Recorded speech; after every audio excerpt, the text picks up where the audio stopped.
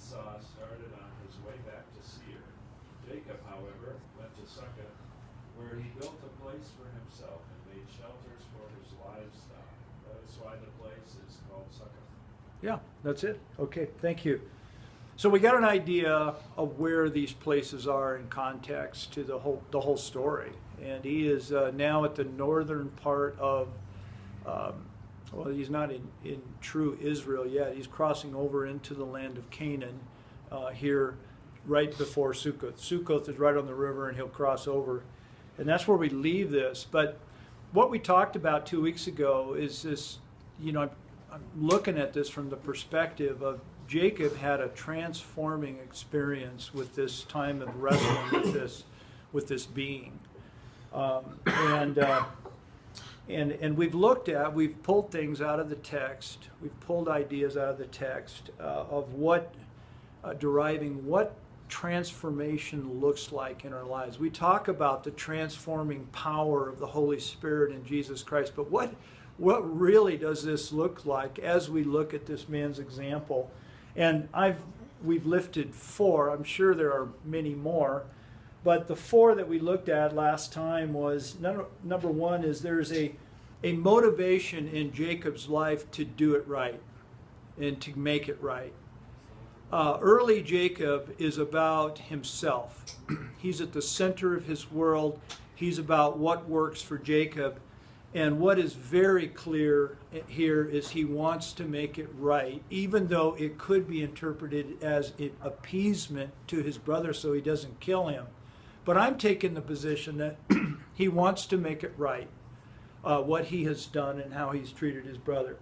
Number 2 is there is a transparency in regard to human interaction. When his brother said, "Brother, what is the meaning of all of these," what did he call those things? The gifts, the 3 gifts that were brought his way, the droves. He says, I was afraid he didn't say that you're going to kill me, but I was afraid, and I wanted to gain favor. That's an honest response. That's a humble, honest, one-liner response, so out of character with the early Jacob, who was a master of words and who could weave a great story. We know he can weave a great story. So transparency. There is, as the Holy Spirit works into our lives, we become secure with the idea of being insecure. I don't have to hide anymore. I have forgiven myself. I have forgiven the past around me, and I can be transparent. I don't have to hide anymore behind who I think I need to be or who others want me to be. That's what I mean. Number 3, a new and more informed perspective. Guys, this is the core, I think, of understanding what transformation is and what growth is in our lives, is that we grow in stages, and we have a perspective that's limited to that whatever stage we are in our growth, experience. But as we grow, the perspective of life increases. Remember, I had the binoculars on how we look at things differently, and I would just ask you if you kind of question, why, is this true? Well, think about the man you were 10 years ago. And your perspective on things was different. All of you. There's been a growth and there's been a maturation in these last 10 years. You're not the same man you were 10 years ago. You look at things, and a lot of that, everything has to bearing on perspective and how we view things now. And what's so interesting about this is as we grow in perspective, we're able to forgive and include the other things. If we haven't, then we're still dealing with some things.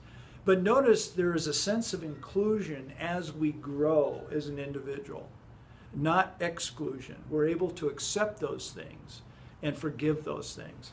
Number 4, his life is characterized by gratitude.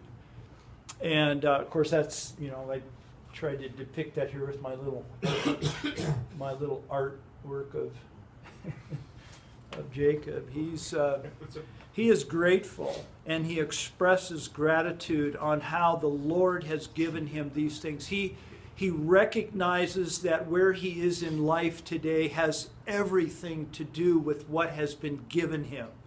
He is the counter to the self-made man. He recognizes how truly he's been on the receiving end of what is good in life, and that is so characteristic of a person who is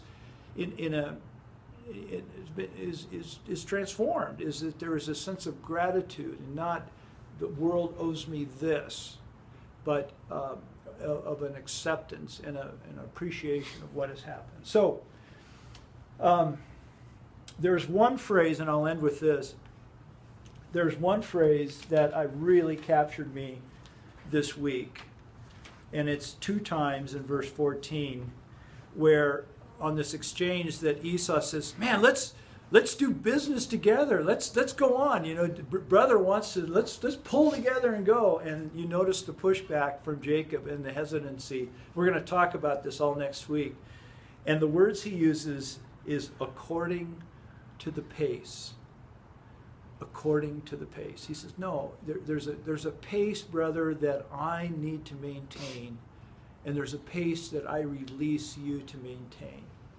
This morning we had a different kind of pace, and we've accepted that pace, and it was a wonderful pace, and so we're going to take up on this idea next week and talk about according to the pace. All right, see ya.